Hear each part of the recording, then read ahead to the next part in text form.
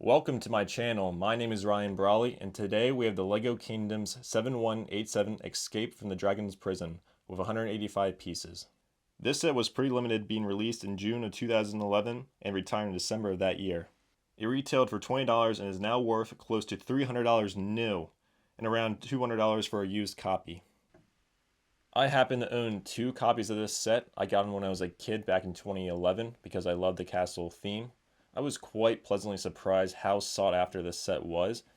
I didn't really think much of a $20 set like this, but it turns out that this minifigure right here, including with the horse armor, is worth about like $200, $150 just for this combination of pieces. The knight and the actual armor itself. The knight goes for around like $75 to $100 just for himself, and then the armor goes for closer to like $80, $100 like Bricklink with US prices. And I happen to own 2 of these sets when I was a kid. Unfortunately, I no longer own the boxes because I was 11 and that stuff got thrown away. But I have every other Kingdom's instruction manual somewhere stored, but this one I cannot find, so I apologize. Now let's get started with the set, first starting with the minifigures. Now this $20 set is packed with 4 minifigures. You get yourself a Dragon's Knight Knight on horseback, you get yourself a Dragon's Knight Archer, and you get 2 Lion's Knight with 2 different helmets. Now let's start with the Dragon's Knight, right here on horseback. So the knight of this set is filled with detailing. I have multiple accessories. You get yourself a sword, a shield, a little green feather piece, the helmet pieces, and the actual chest piece. Underneath the helmet, there's a double expression. His first expression, he has a very angry look. He has like a goatee around his face, and his eyebrows are really frayed.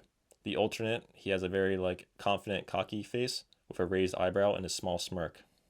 I love his chest piece with the gold and dark gray color patterns and that beautiful symbol in the middle of his chest. The back of his armor piece has no printing.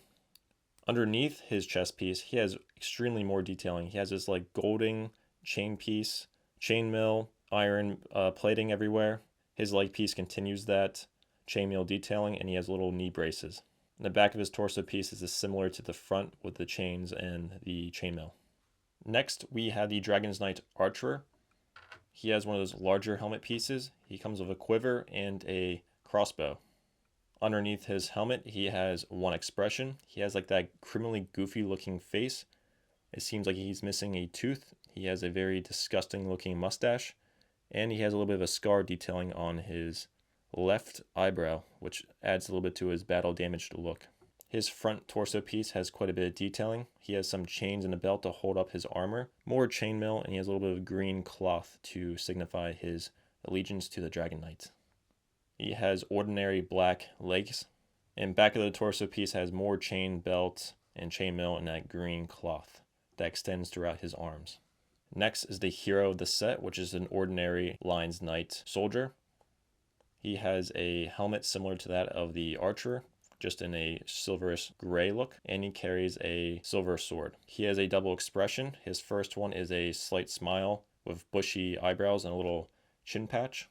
In his rear expression, he has a very scared look. He's probably very scared of that knight on horseback. These LEGO Kingdoms minifigures have a really great theme of having a lot of detailing on their torso piece. This guy has 3 belts across his body.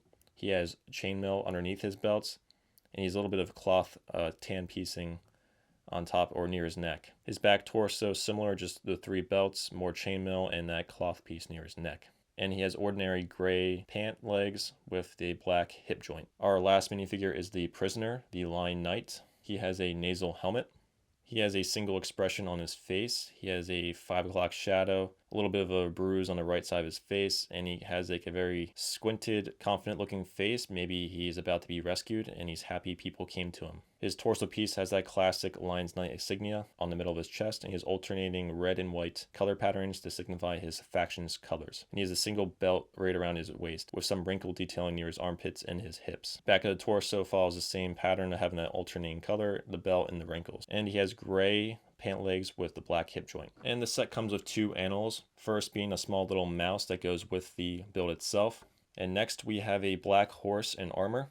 The horse comes with this beautiful green armor piece that goes over its body, As you see, there is 4 shields holding the Dragon's Knight insignia on a shield, bunch of chainmail, green cloth. Then we have its helmet armor piece, in dark gray with a little unicorn piece. I thought it was a nice detailing. What do they even use this for? Is it for like charging and stabbing people? Imagine that's what it's for. Or maybe it's just for the intimidation factor.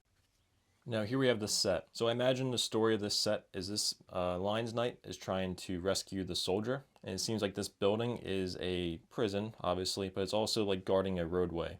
And it just so happened that this alone Lion's Knight was walking on his own and he got captured. And now it's his job to rescue him. But unfortunately for this guy, he is well outnumbered. There is this probably high-ranking officer in the military who is a knight on horseback going against this lone soldier with his carriage.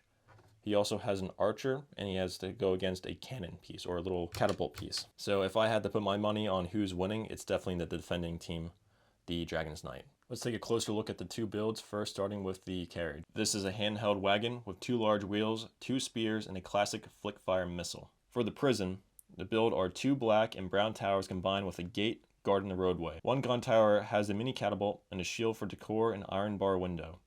The second tower has a gold and green flag, a shield for decor, and black iron bar cell for a figure to look out of. The gates are simply open with a tug of a finger.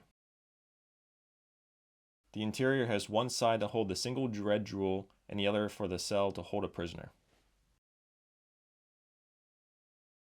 Yeah, there's not much simply to the set itself. It's a decent set for $20, and especially since you get 4 minifigures. But you do get a plentiful of play features like the little cannon piece, the gates opening up. You get a little bit of a story with stealing the gem, rescuing the minifigure inside the jail cell. It's a very small, fun set for $20, but I think the main reason why kids would get this set back in the day, or adults, is for the minifigures, and especially for this guy again. It's the reason why this set is like $300. The why the minifigure itself on horseback is worth $150 to $200. It's for this minifigure himself. And the Kingdoms line itself is a very famous name, I think, in LEGO. A lot of people have fond memories of Kingdoms, Castle, and all that, and we want to see this theme return. Sure, we will see something similar to this set, but I bet it will be $10 more with 1 less minifigure. That will conclude the review for this set. If you enjoyed the video, please leave a comment, like, and subscribe. And again, comment if you own this set, and comment if you want to see Castle return. I sure do. It's my favorite LEGO theme out there. It's LEGO Castle, Kingdoms, and all that. Hopefully it returns. Let me know if you agree or disagree. Again, that'll conclude my video. Have a great day, guys. Goodbye.